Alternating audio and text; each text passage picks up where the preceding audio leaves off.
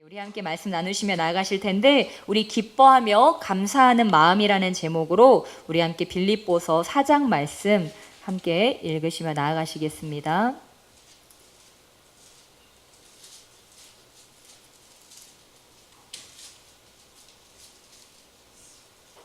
빌립보서 4장 말씀 우리 함께 한 절씩 교독하시며 우리 읽어 나아가시겠습니다. 우리 말씀 읽으시기 전에 자신을 축복하시며 나아가시겠습니다. 우리 오른손에 가슴에 얹고 자신을 축복하시겠습니다.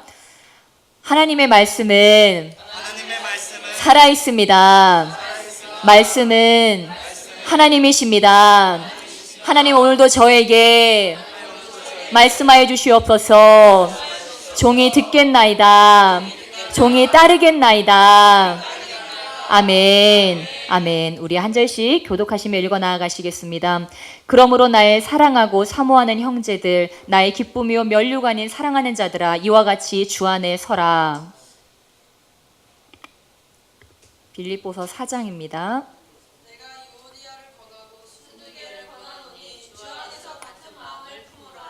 또 참으로 나와 멍에를 같이 한 내게 구하노니 복음에 나와 함께 힘쓰던 저 여인들을 돕고 또한 글레멘드와 그 외에 나의 동역자들을 도우라. 그 이름들이 생명책에 있느니라.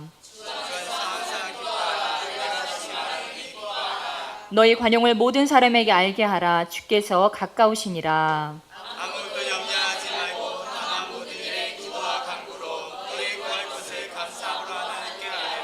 그리하면 모든 지각에 뛰어난 하나님의 평강이 그리스도 예수 안에서 너희 마음과 생각을 지키시리라. 무엇이든지 참되며 무엇이든지 경건하며 무엇이든지 옳으며 무엇이든지 정결하며 무엇이든지 사랑받을 만하며 무엇이든지 칭찬받을 만하며 무슨 덕이 있을지 무슨 기름이 있을지 그것을 생각하라. 너희는 내게 배우고 받고 듣고 본 바를 행하라. 그리하면 평강의 하나님이 너희와 함께 계시리라. 내가 주 안에서 크게 기뻐함은 너희가 나를 생각하던 것이 이제 다시 사귀느니 너희가 또한 이를 위하여 생각하였으나 기회가 없으니라. 내가 궁핍함으로 말하는 것이 아니니라. 어떠한 형편에든지 나는 자족하기를 배웠노니 나를 귀찮게 찾을 줄 알고 풍부에 처할 줄도 알아. 모든 일이 곧 배고픔과 배고픔과 풍부와 궁핍에도 처할 줄 아느니 제 비결을 배우라. 내게 능력 주시는 자 안에서 내가 모든 것을 할 수 있느니라. 빌립보 사람들아, 너희도 알거니와 복음의 시초에 내가 마게도냐를 떠날 때에 주고받는 내 일에 참여한 교회가 너희 외에 아무도 없었느니라. 데살로니가에 있을 때에도 너희가 한 번뿐이 아니라 두 번이나 나의 새 것을 보내었도다. 내가 선물을 구함이 아니요 오직 너희에게 유익하도록 풍성한 열매를 구함이라. 내게 모든 것이 있고 또한 구하자. 내가 우리도 내게 여러 것을 받았어. 내가 풍성하니 이는 여기까지 만한 이로운 재물이요 하나님을 기쁘게 할 것이라. 나의 하나님이 그리스도 예수 안에서 영광 가운데 그 풍성한 대로 너희 모든 쓸 것을 채우시리라.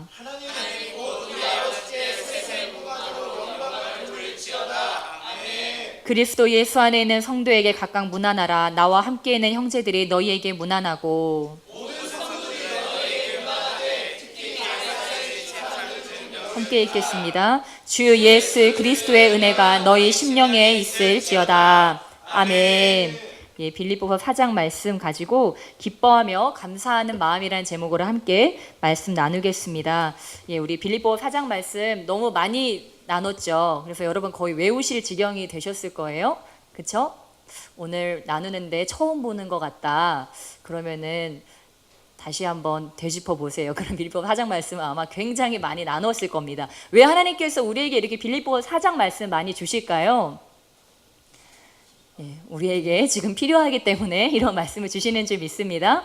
우리 옆에 계신 분들이 축복하며 나가시겠습니다. 당신은 하나님과 함께 기쁜 삶을 살고 계십니까? 아멘. 예, 오늘 보니까 웃는 얼굴을 보기가 힘들어요. 좀 이렇게 여름이라 지치고 사실 가만히만 있어도 이렇게 좀 뭐가 이렇게 올라올 수도 있어요. 이럴 때는 옆에 있는 사람을 건드리면 안 된다 그러죠. 예, 여름에는 그러면 안 된다고 하는데, 그러나 우리 희망찬 교회 성도님들은 여름에 건드려도 되는 분들이 되시기를 주님의 이름으로 축복합니다. 예, 우리를 건드려 볼 거예요, 여러분. 성교 가기 전이니까 더 건드려 보고, 성교 가서는 어떨까요? 건드리는 거 정도일까요? 네, 막 공격들이 막 여기저기서 들어올 거예요. 근데 그때는 정신 못 차립니다. 근데 지금부터 저희가 정신을 차리면 그때도 우리가 정신을 차릴 수가 있습니다. 그래서 지금부터 저희가 하나님께서 이렇게 저희를 훈련시키고 그러는데, 사실 우리가 살면서 우리의 마음에 염려가 없고 근심이 없고 감사하고 기뻐할 것밖에 없다면 여러분 얼마나 행복할까요? 옆에 분도 한번 얼굴 한번 보세요. 이분이 염려나 근심이 있나? 한번 얼굴 한번 보시겠어요? 염려거리가 있나? 지금 발견하고 기뻐하는 건가요? 아니면 없어서 기뻐하시는 건지. 예, 여러분, 예, 염려를 발견하고 싶지 않았는데 발견하신 분도 있으실 거고, 예, 좀 이분은 정말 염려가 없는 것 같다, 부럽다, 좀 이런 분도 있었을 수도 있어요. 근데 하나님께서는 우리에게 염려가 없기를 바라십니다. 하나님이 염려가 많으실까요? 우리가 염려할 것이 많을까요? 네. 예, 우리는 인간이니까 부족하니까 그렇지만 염려할 거리가 많은 걸로 하자면 하나님이 더 많으실 것 같아요. 왜냐면 하나님은 모두의 다 아버지잖아요. 우리는 자식이 몇 명이에요? 예, 많아봤자 10명. 네, 맞아요. 저희 교회에서 이제 최다는 이제 3명. 그런데 우리 하나님은 자녀가 몇 명이에요?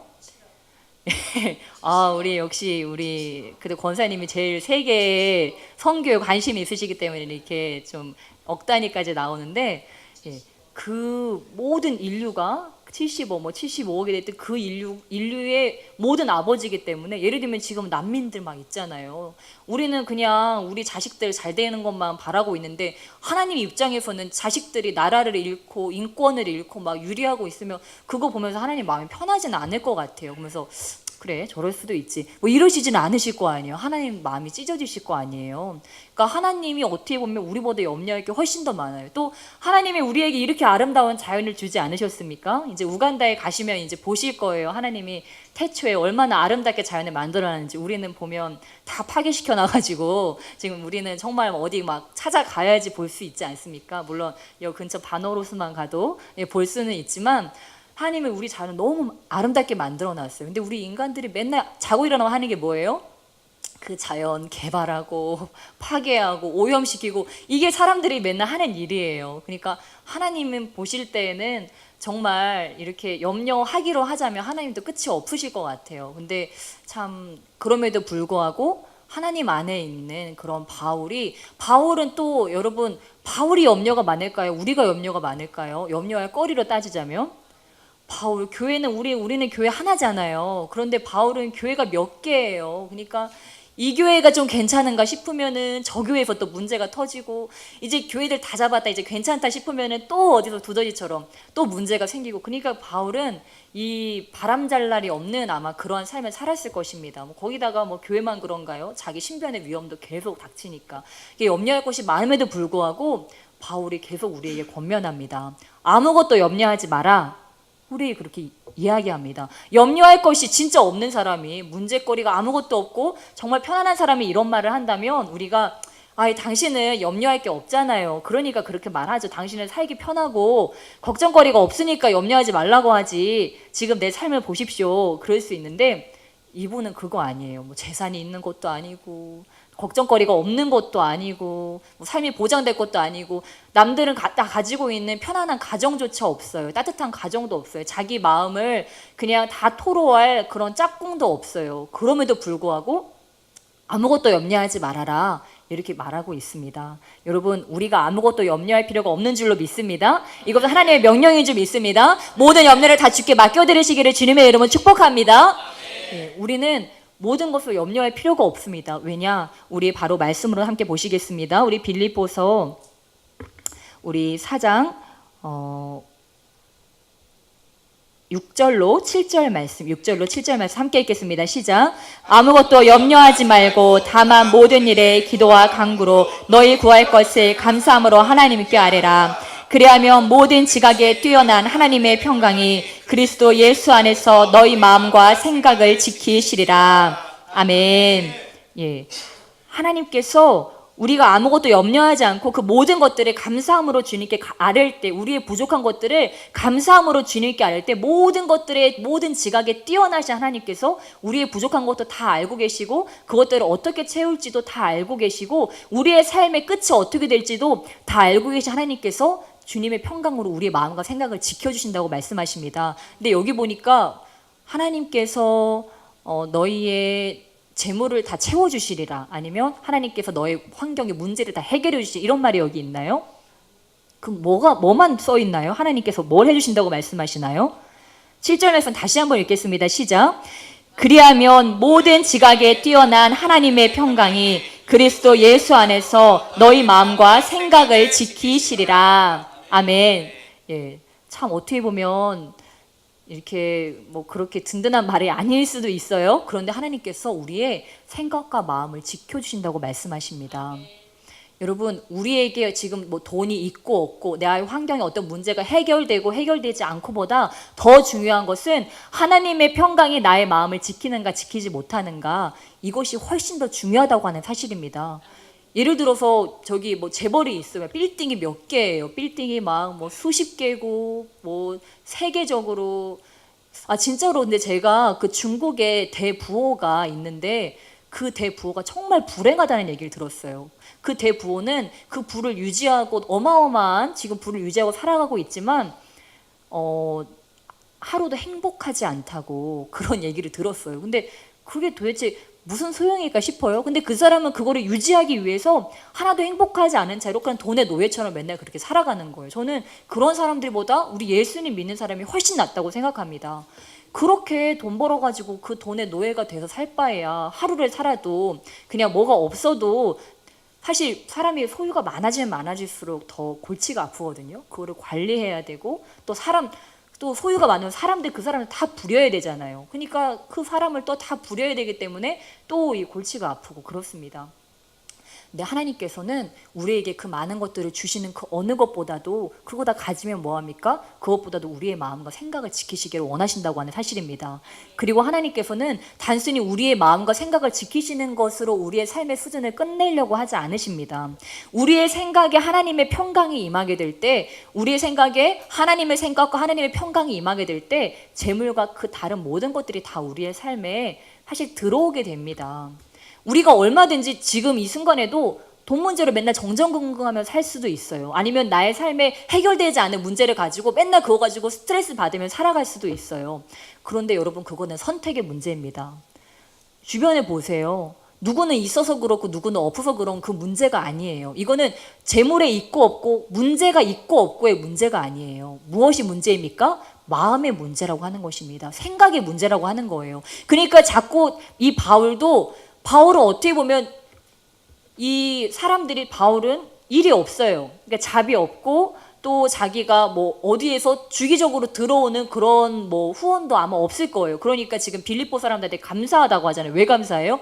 딴 사람들이 다 모른 척 하는데 너희들은 내가 쓸 것을 보내줬다. 교회를 그렇게 많이 세웠지만 다른 사람들은 바울의 사정을 몰랐어요. 그리고 오히려 감옥에 갇힐 때 바울을 나몰라라 하고 오히려 바울을 배반하는 그런 사람들도 많이 있었어요. 그런데 이 빌립보 사람들은 이 바울이 감옥에 갇혔을 때 그를 돌아봤고 또한 그의 쓸 것을 2번 보내주기도 했어요. 그러니까 바울은 정말 힘든 상황이에요. 지금 뭐를 일을 더 하고 말고 이게 아니고 먹고 사는 문제 자체도 해결되지 않는, 자신의 생사도 지금 살 수 있을지 없을지도 모르는 그런 상황 가운데 있는 그런 바울입니다. 그런데 그 바울이 지금 아무것도 염려하지 말고 너희 구할 것을, 감옥에 있는 사람이 지금 빌립보 사람들한테 막 얘기를 하는, 아무것도 염려하지 말고 너희 구할 것을 기도와 간구로 감사함으로 모든 지각이 뛰어나신 하나님께 구해. 그럼 하나님께서 평강으로 너에게 채워주실 거야.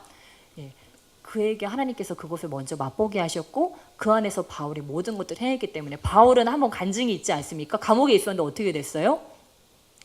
착고가 끌러지고 그 안에서 찬양하고 감사할 때 옥터가 흔들리고 지진이 나고 착고가 풀리고 하나님의 천사들이 그들을 건져주는 그러한 경험을 했다고 하는 사실입니다. 그러니까 바울한테는 어떠한 상황도, 감옥 같은 상황도 바울을 가둘 수도 없고 그것이 바울을 어떻게 하나님의 평강에서 그를 끊을 수도 없는, 오히려 그게 마음의 평강과 그 기쁨이 가득한 채로 그가 하나님을 찬양하게 될 때 그 모든 것들이 그 감옥조차도 다 완전 그 봉인을 해제시키게 되는 그러한 것들을 그가 경험했다고 하는 사실입니다. 그러니까 바울에게 중요한 것은 다른 것이 아니고 그의 마음과 생각을 지키는 거예요. 그러니까 오늘 하루의 삶을 살아갈 때 우리 삶의 진정한 행복은 물론 뭐 어떤 진정한 성과가 있고 뭐 효율적인 삶을 살고 이런 것도 중요하겠지만 그 어느 것보다 가장 중요한 것은 우리의 마음에 평안과 행복이 있는 것이, 우리 마음에 기쁨이 있는 것이 제일 중요하다고 하는 사실입니다.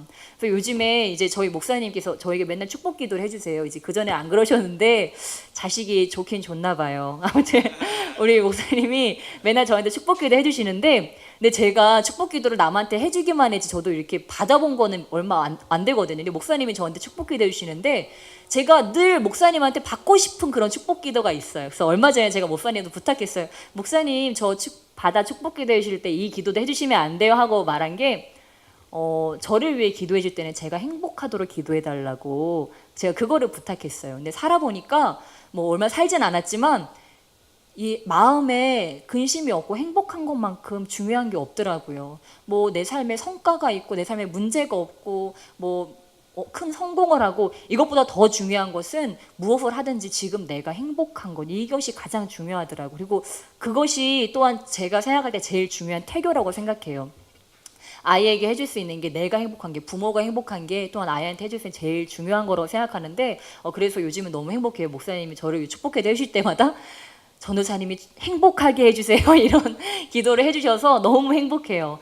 그 정도로 정말 이 행복이 너무나 중요한 거라는 사실입니다. 그리고 하나님께서도 여러분이 기쁨과 감사가 넘치기를, 행복하기를 원한다고 하는 사실을 믿으시기를 축복합니다. 민석 집사님 기쁘십니까? 네, 우리 주님께서 그 기쁨을 다시 회복시키기를 원하시는 줄 믿습니다.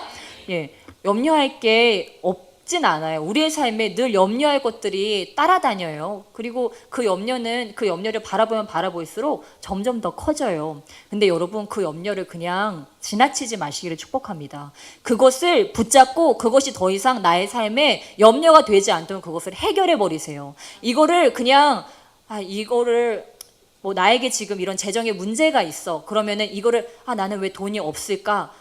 그냥 그래 몰라. 나는 맨날 이랬어. 그냥 이러고 이거를 그냥 말아버리는 것이 아니고 이거에 대한 솔루션이 있어야 되고 여기에 대한 나의 답이 있어야 된다고 하는 거예요. 왜 나는 지금 이러한 재정의 문제를 겪고 있을까? 이것이 하나님과 나의 문제인가? 아니면 이것이 나의 어떠한 죄로 인한 것인가? 아니면 하나님께서 나를 지금 연단시키는 중이신가? 이런 것들을 우리가 분별하고 내가 할 수 있는 부분들은 내가 또한 해결하면서 또 하나님께 지혜를 구하면서 이것들을 돌파해 나가야 된다고 하는 사실입니다. 어쩌면 그것은 나의 게으름 때문일 수도 있어요. 내가 재물을 잘 관리하지 못해서일 수도 있어요. 그렇다면 그 부분들을 해결하면서 또한 하나님께서 나에게 물꼬를 주실 수 있는 부분들을 또한 우리가 열어드리면서 이렇게 해 나갈 때 또한 그것들 가운데 염려하는 것을 끝내지 말고 우리가 나에게 지금 재정에 문제가 있어요. 그럼 재정에 문제가 있는 것을 그 문제라는 것은 무엇입니까? 문제는 하나님의 것입니까? 사단의 것입니까? 예, 대부분은 그것이 사단의 것이에요. 그것이 문제가 되는 것들은 사단의 것이에요. 하나님께서 문제를 어떻게 하셨죠? 이미 다 해결하셨어요. 예수님께서 죄와 모든 저주를 그 가난의 질고까지도 예수님께서 우리를 위해서 가난하게 되셨다고 하셨어요. 그러니까 가난의 문제까지도 질병의 문제까지도 예수님께서는 다 해결을 하셨어요. 그렇기 때문에 우리는 스스로 가난하기로 작정된 자들이 아닌 이상해야 우리가 그 가난의 그 저주에 얽매일 필요는 없다고 하는 거예요. 저랑 목사님 같은 경우에는 스스로 가난하게 살기로 작정을 한 거예요. 그러니까 저희들은 괜히 살면서 불평할 필요가 없어요. 나는 왜 돈이 없어? 이럴 필요가 없어요. 왜? 스스로 가난하기로 작정을 했기 때문에 그냥 소유가 없으면 없는 대로 그걸 감사하고 살면 돼요. 그런데 그렇지 않은 사람들에 대해서는 하나님께서 그 가난의 저주에 매여 있기를 원치 않으신다고 하는 사실입니다. 스스로 가난하게 되고자 하는 자가 아니고서는 그렇지 않다고 하는 거예요. 그렇다면 그 가난의 저주를 풀어야 돼요. 내가 이 돈에 가지고 있는 그 잘못된 그런 생각의 문제라든지 그런 것들을 바꿔야 되고, 그리고 또한 내가 이 재물을, 하나님께서 우리에게 재물을 얻을 능을 주셨다고 하셨어요. 그렇다면 나에게 하나님께서 주시는 재물을 얻을 그 능을 활용할 수가 있어야 돼요. 무엇입니까? 세상에 돈을 많이 벌고 계시고 또한 이렇게 소유하고 계신 분들 한번 보세요. 예, 그분들을 보면 공통점이 있어요. 주변에 이렇게 좀 재물이 많으신 분들이 이렇게 있으시죠? 있으시면 그분들 공통점이 뭔가요? 네, 성실하다는 거예요. 끊임없이 뭔가를 한다고 하는 거예요. 어떤 자기의 삶에 어떤 뭔가 발전적인 일을 해요. 뭔가 자꾸 부를 창출할 만한 어떠한 일들을 계속해요. 그렇기 때문에 하나님께서 그들에게 불을 부어주실 수가 있는 거예요. 방바닥에 가만히 앉아있으면서 하나님께서 나에게 불을 부어주실 거야. 재물 얻는 능을 나에게 주셨어. 하나님 불을 부어주시옵소서. 우리가 그렇게 방바닥에 앉아가지고 거기서 계속 자신을 축복한다고 해서 그것이 되는 것이 아니라고 하는 것입니다. 우리가 앉아서 기도했다면 기도한 다음에는 일어나서 그 재물 얻을 능을 주시는 그 하나님의 능력을 우리가 발휘를 해야 된다고 하는 거예요. 그럴 때 하나님께서 우리에게 재물을 부어준다고 하는 것입니다. 그래서 우리가 그렇게 우리의 재물들을 그렇게 사용할 줄을 알고 또한 무엇입니까? 이제 사고방식을 바꿔야 돼요. 내가 늘 이렇게 그렇게 가난하게 살아왔던 이런 삶을 바라보는 것이 아니고 전혀 다른 삶을 바라보는 것입니다. 하나님께서 나를 부요하게 하시고 나의 모든 그러한 궁핍들을 끊으시고 나를 온전케 하시며 또한 나로 정말 하나님의 그 부요함을 누리고 사는 삶을 주셨다고 하는 것들을 믿는 거예요. 지금 나의 삶은 그렇지 않을 수도 있어요. 지금 나의 삶은 부요하지 않고 막 쪼들리고 늘 그럴 수 있어요. 그렇지만 나의 삶을 내가 바라볼 때는 그렇지 않은 거예요. 지금 내 통장의 잔고는 이렇고 지금 내 상황은 이렇지만 아니야. 하나님께서는 나의 삶에 이미 부요의 일을 행하셨어. 하나님께서 이미 나의 삶에 그런 재정의 궁핍들을 다 끊으셨어. 그렇기 때문에 나는 정말 부요해질 거야. 아니 나는 이미 부요해졌어. 이러한 부요의 가치관을 가지고 내가 나의 삶을 바라보는 것입니다. 그러니까 맨날 내가 가난하다, 나는 가난하다, 나는 맨날 돈이 없다, 재정의 문제 이러고 살면 그 사람은 그 문제에서 벗어날 수가 없어요. 예를 들면 이거예요. 내가 우울의 문제가 있어요. 우울한 사람이 있어요. 근데 우울한 사람이 맨날 나는 우울하다, 나는 우울해, 나는 우울의 문제가 있어, 나는 우울증이야. 그럼 그 사람이 우울증이 날 수 있을까요? 없어요. 그 사람이 어떻게 날 수 있어요? 네, 나는 기쁘다, 나의 우울증 모두 떠나갔다, 나는 기쁜 사람이야, 나는 행복한 사람이야. 이러면 이제 그 사람은 우울증이 아니에요. 그 사람은 행복한 사람이에요. 마찬가지입니다. 재정이든 아니면 우리의 삶에 어떤 문제든 그런 것들을 우리 4차원의 영성에서 계속 말하는 게 그거 아닙니까? 생각, 믿음, 꿈, 말. 그러니까 거기에 벌써 뭐가 들어가 있어요? 생각하고 마음이 들어있잖아요. 생각하고 마음을 바꿔서 그것들을 우리의 삶에 계속 선포하는 거예요. 그럴 때 우리의 삶에 실제로적으로 그런 일이 일어난다고 하는 거예요. 저는 정말 신기한 게 저랑 목사님은 솔직히 돈이 없어요. 돈이 없는데 그러니까 정말 그냥 표면적으로 보면 돈이 없어요. 통장에 돈이 없으니까. 근데 정말 신기한 게 저는 마음이 늘 부자예요. 목사님도 그러신 것 같아요. 그리고 항상 누구랑 밥을 먹으면 얻어먹고 싶다는 생각이 없어요. 항상 내가 사줘야 된다는 생각이 들어요. 그래서 항상 내가 싸야 된다. 내가 저 사람 옷까지 근데 그렇다고 또 뭐 통장에 돈이 많은 건 아니에요. 근데 그게 아닌데도 빚을 내서라도 사줘야지 마음이 편해요. 근데 참 신기한 게 그렇다고 뭐 돈이 많은 건 아니에요. 그것도 저축이 되는 것도 아니에요. 근데 진짜 신기한 게 지금까지 파산을 하지 않고 살았다는 게 진짜 신기하더라고요. 여러분 그게 은혜이지 않겠습니까? 저희가 막 돈을 막 버는 것도 아니고 어디서 풍족하게 들어오는 것도 아닌데 쓸 만큼 쓰고 주고 싶은 만큼 줘도 파산하지 않아요. 망하지 않고 하나님이 계속 공급해 주세요. 와, 그게 너무 기적이고 신기한 거예요. 그래서 저는 이렇게 한번 생각을 해봤어요. 우리가 재정적으로 그렇게 보면 웬 재정 관리를 다 목사님이 하세요. 저는 하나도 신경을 안 써요. 네, 왜냐면 제가 숫자에 약하거든요. 숫자에 약하고 제 안에 돈이 있으면 다 써요. 그렇기 때문에 제가 돈을 관리를 안 해요. 저를 알기 때문에. 그나마 이제 목사님이 저보다는 조금 안 쓰시기 때문에 이제 목사님한테 좀 맡겼는데, 근데 그것도 아닌 것 같아요. 살아보니까 목사님도 그건 아닌 것 같아요. 아무튼 그치만 저보단 나으니까 맡길 수밖에 없어요. 아무튼 그러고서 이렇게 살고 있는데 이제 그래서 한 번씩 걱정이 될 때가 있어요.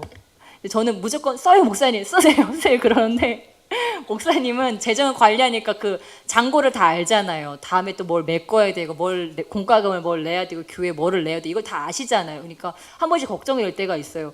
혹시 목사님이 마음에 병이 있진 않으실까? 이렇게 한 번씩 걱정해. 목사님 몸이 아프다고 하면 혹시 속으로 끙끙 앓다 그게 몸의 병이 된 건 아닐까? 이제 이런 생각이 한 번씩 들어올 때가 있어요. 근데 아닌 것 같아요. 그쵸, 목사님?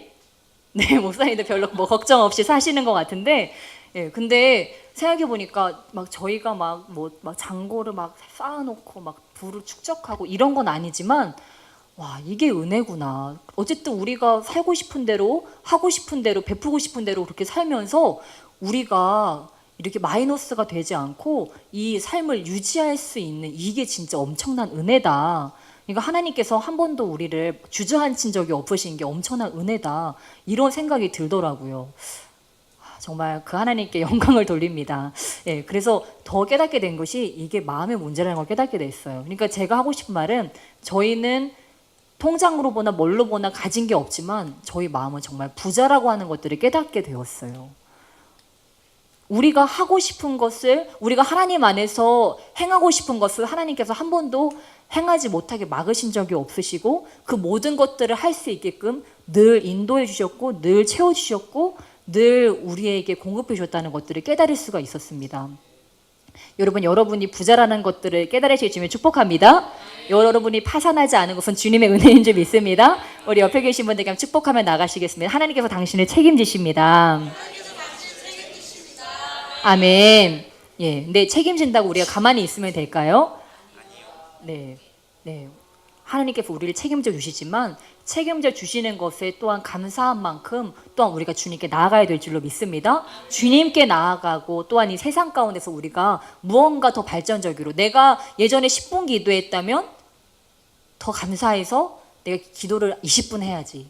이전에 내가 한 20분 기도했다면 내가 한 30분 기도해야지. 뭔가 나의 삶에 늘 진보가 있는 삶. 여러분, 여러분의 1년 전과 지금 여러분의 신앙생활에 진보가 있으십니까?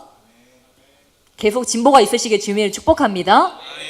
우리의 삶에는 진보만이 살 길입니다, 여러분. 왜? 우리가 진보하지 않으면 우리는 떠밀려 갈 수밖에 없어요. 우리는 마치 밀려오는 지금 그 파도를 가르고 가고 있는 거랑 마찬가지. 우리의 삶은. 우리는 가만히 있으면 어떻게 됩니까? 그 세속의 파도에 우리는 뒤로 밀려갈 수밖에 없어요. 그런데 우리가 계속 진보할 때만이 우리가 앞으로 전진할 수가 있다고 하는 것입니다. 그렇기 때문에 영적인 삶은 내가 단순히 제가 여러분에게 뭐 10분, 20분 기도 이런 얘기를 했지만 이건 단순히 물질적인 것을 얘기하는 것이고 그런 것뿐만이 아니고 우리의 뭐 정신적인 가치까지를 포함해서 얘기하자면 무엇인가가 하나님에 대한 열정이 우리가 더 커진다든지 하나님을 향한 신뢰나 우리의 사랑이 더 깊어진다든지 뭔가 모를 우리의 삶에 발전이 있어야 된다고 하는 것입니다. 만약에 그것이 없다면 어떻게 해야 될까요? 우리가 우리 자신을 스스로 채찍질하는 거예요. 스스로 나를 깨우는 거예요. 그러니까 바울도 우리에게 지금 이렇게 이야기하고 있습니다. 4장 1절에 이렇게 이야기합니다. 4장 1절 우리 함께 한 목소리를 읽겠습니다. 시작. 그러므로 나의 사랑하고 사모하는 형제들, 나의 기쁨이요 면류가 아닌 사랑하는 자들아, 이와 같이 주 안에 서라. 아멘. 주님께서 당신들을 세워주십니다가 아닙니다. 주 안에서 서라. 너희가 서라. 이런 이야기를 합니다. 제가 얼마 전에 우리 목사님이 우리 성태 형제하고 이렇게 같이 밥을 먹다 그런 말씀 해주셨어요. 이제 요즘에 떠오르는 대부호라고 하셨죠? 우리 그 아마존에 이제 창설하신 제프 베노스라는 그런 분이 계신데 제가 그 얘기를 듣고 너무 도전을 받았어요. 왜냐하면 그 제프 베노스라는 분이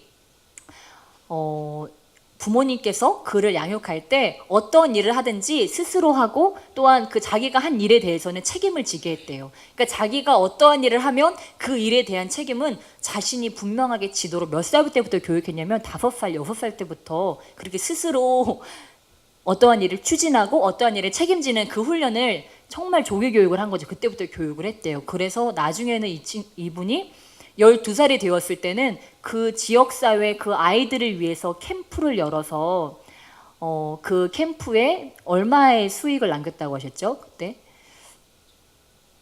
열흘짜리 캠프에 플랜을 짜서 캠프를 열어서 30명을 모집하는데 그 캠프 비용이 한 사람당 $600, 60만 원이었어요. 네. 근데 그 60만 원을 내고 30명이 다 참은 것에 캠프가 성공적으로 끝났습니다. 네. 12살짜리가 1,800만 원 돈을 가지고 7일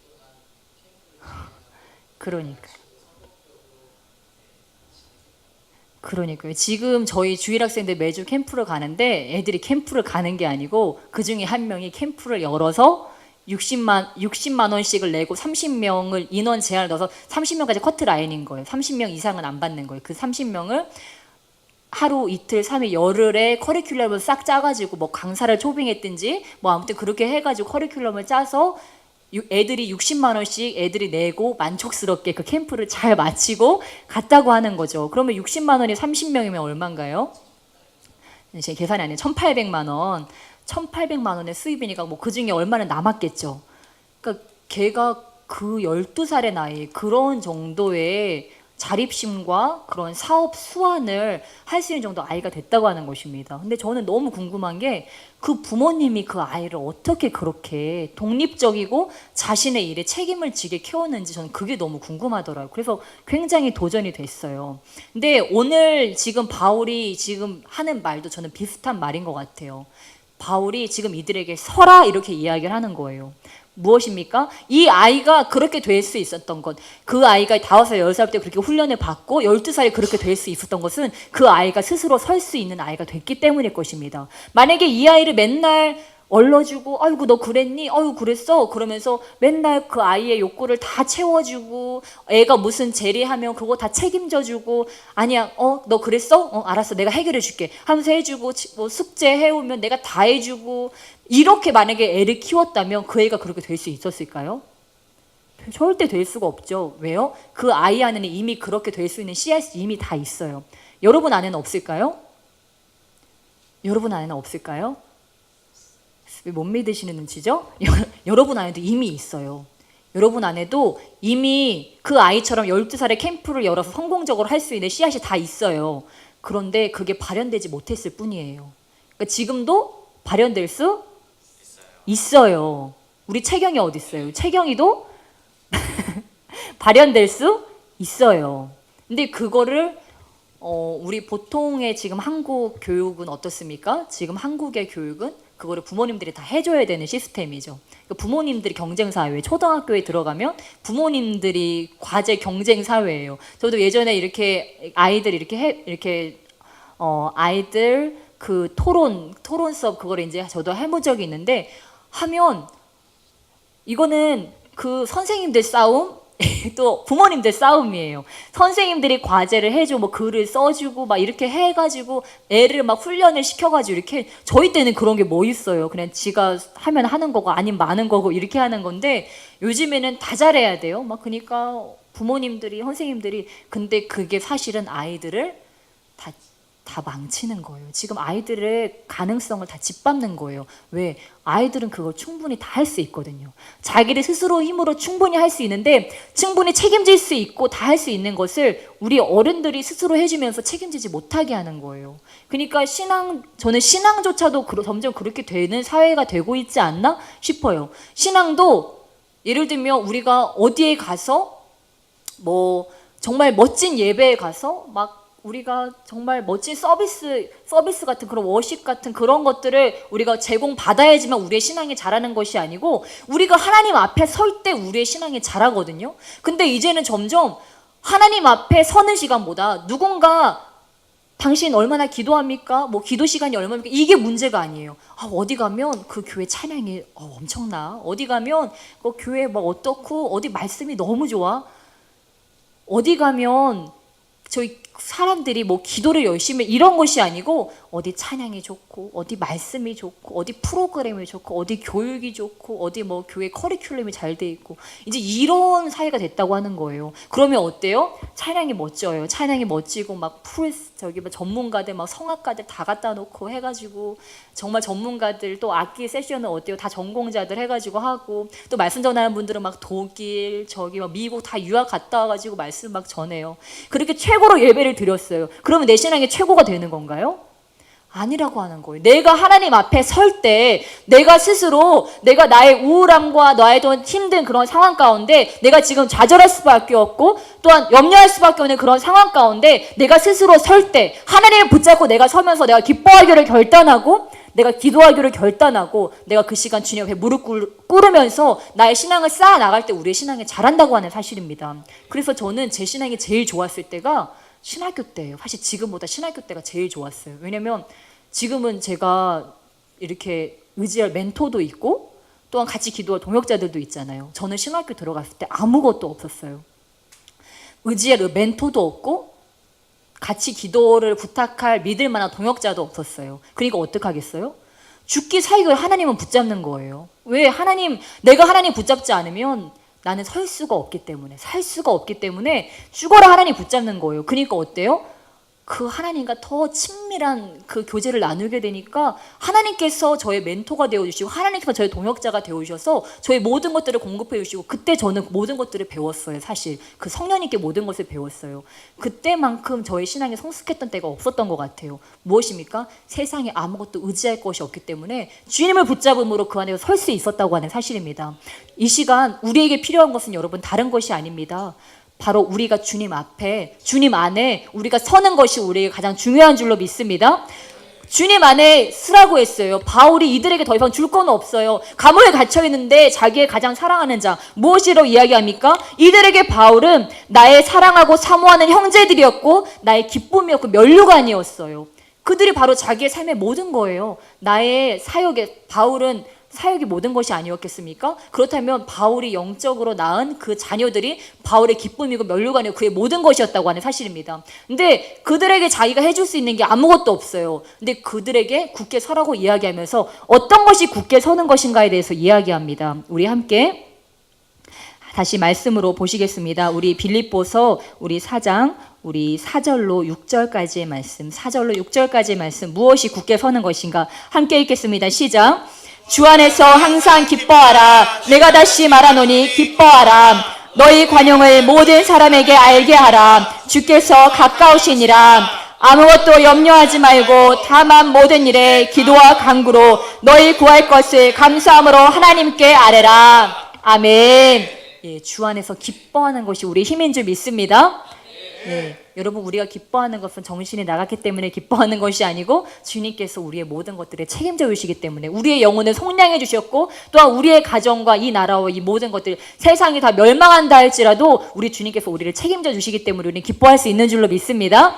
우리 옆에 계신 분들 보시면서 우리 함께 축복하시며 나가십니다. 우리 함께 크게 기뻐합시다. 우리 함께 크게 기뻐합시다. 아멘. 아멘. 예, 저도 오늘 말씀 제목이 기뻐하며 감사하는 마음인데 예, 여러분 우리가 하루를 기뻐하며 감사하며 사는 것만큼 좋은 일이 무엇이 있겠습니까?